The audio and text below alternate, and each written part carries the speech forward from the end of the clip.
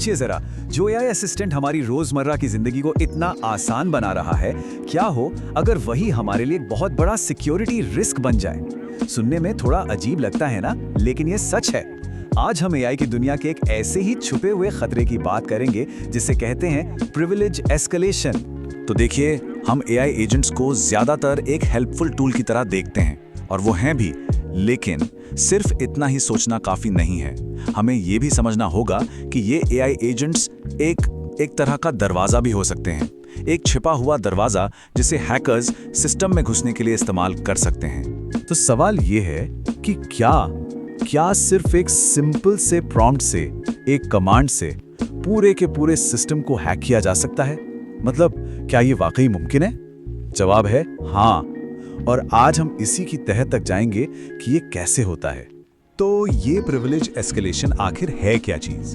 चलिए इसे बिल्कुल आसान भाषा में समझते हैं। ये वो तरीका है जिससे कोई हैकर एआई का इस्तेमाल करके सिस्टम के उन हिस्सों में पहुंच जाता है जहां उसे जाने की परमिशन है ही नहीं। इसको ऐसे समझिए, मान लीजिए किसी के पास सिर्फ एक कमरे की चाबी है, लेकिन वो कोई तिकड़म लगाकर पूरे घर की मास्टर की ही हासिल कर लेता है। बस यही है प्रिविलेज एस्केलेशन। ठीक है, तो अब हमें ये तो पता चल गया कि ये क्या है, लेकिन अब सवाल उठता है कि असल में होता कैसे है। तो चलिए अब जरा हैकर्स की प्लेबुक पर एक नजर डालते हैं और उनके तरीकों को समझते हैं।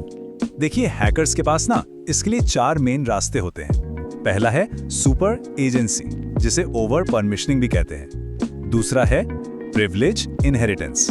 तीसरा प्रॉम्प्ट इंजेक्शन, और चौथा सिस्टम मिसकॉन्फ़िगरेशन। अच्छा, अब ये जो पहले दो हैं, सुपर एजेंसी और प्रिविलेज इनहेरिटेंस, ये सुनने में शायद एक जैसे लगें, पर इनमें एक बहुत बड़ा फर्क है। सुपर एजेंसी का मतलब है कि एआई एजेंट के पास खुद ही जरूरत से ज्यादा पावर है, मतलब बेहिसाब ताकत। और प्रिविलेज इनहेरिटेंस में क्या होता है?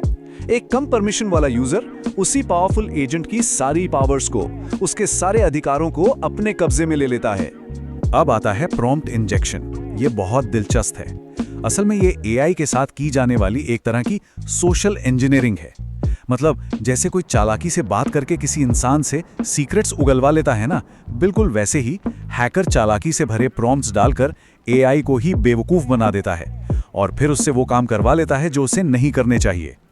और फिर है मिसकॉन्फ़िगरेशन, और सच कहूं तो ये सबसे आम वल्नरेबिलिटीज में से एक है। मतलब कई बार गड़बड़ एआई में नहीं होती, बल्कि सिस्टम के बेसिक सेटअप में ही कोई कमी रह जाती है, और ये कमी एक चोर दरवाजे की तरह काम करती है, जिसे हैकर्स बड़ी आसानी से ढूंढकर उसका फायदा उठा लेते हैं। तो अब सवाल ये है कि हमें इन सब की परवाह क्यों करनी चाहिए? मतलब ये सिर्फ सिक्योरिटी एक्सपर्ट्स का काम नहीं है क्या? नहीं, ये हम सबके लिए एक बहुत बड़ी चिंता का विषय है, क्योंकि अगर किसी एआई सिस्टम में सेंध लग गई तो उसके जो नतीजे होते हैं वो काफी गंभीर हो सकते हैं। देखिए, अगर कोई अटैक कामयाब हो जाता है तो इसका सीधा सीधा मतलब है कि जितने भी सिक्योरिटी के इंतजाम थे वो सब बेकार हो गए, और फिर हैकर सिस्टम में घुसकर ना सिर्फ कंपनी बल्कि उससे जुड़े हर एक इंसान को बहुत बड़ा नुकसान पहुंचा सकता है। और ये भी समझना बहुत जरूरी है कि ये नुकसान सिर्फ डेटा चोरी तक ही नहीं रुकता। नहीं, इसका असर बहुत गहरा होता है। ये कंपनियों की रेपुटेशन पर और लोगों की जिंदगियों पर सीधा असर डालता है। तो ठीक है, खतरे को तो हमने काफी अच्छे से समझ लिया, पर अब बात करते हैं सॉल्यूशन की। इससे बचा कैसे जाए?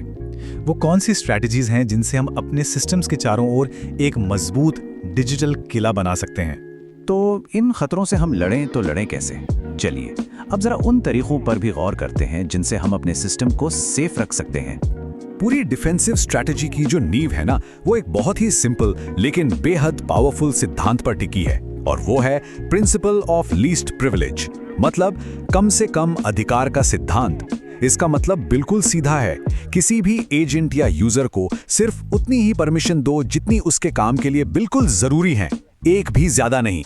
इसको ऐसे देखिए, एक तरफ है ओवर परमिशन्ड एजेंट। इसे ऐसे समझिए कि इसके पास एक मास्टर की है जिससे ये हर दरवाजा खोल सकता है।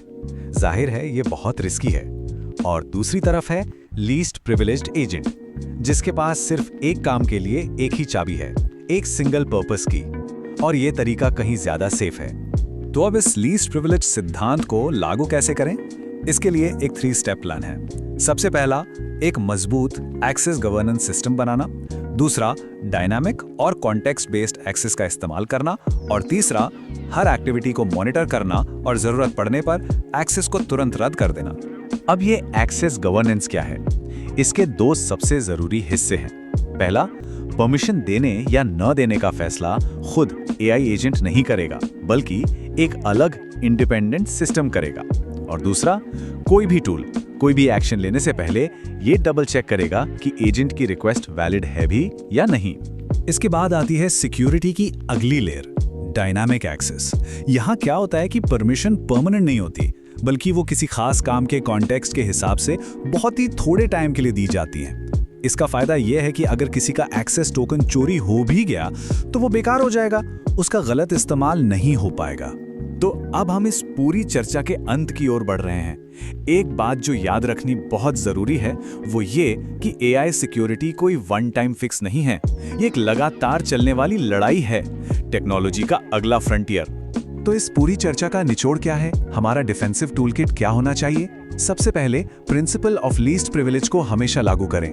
दूसरा, एक मजबूत एक्सेस गवर्नेंस सिस्टम बनाएं। तीसरा, हमेशा डायनामिक और शॉर्ट लिव्ड परमिशन दें। चौथा, हर एक्टिविटी पर लगातार नजर रखें। और आखिरी, किसी भी गड़बड़ी के संकेत पर एक्सेस को तुरंत रद्द करने के लिए तैयार रहें।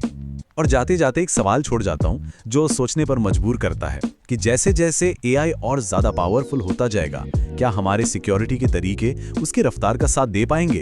ये एक बहुत बड़ा सवाल है जो ना सिर्फ टेक्नोलॉजी के बल्कि हमारी अपनी डिजिटल सेफ्टी के भविष्य पर भी सवाल उठाता है।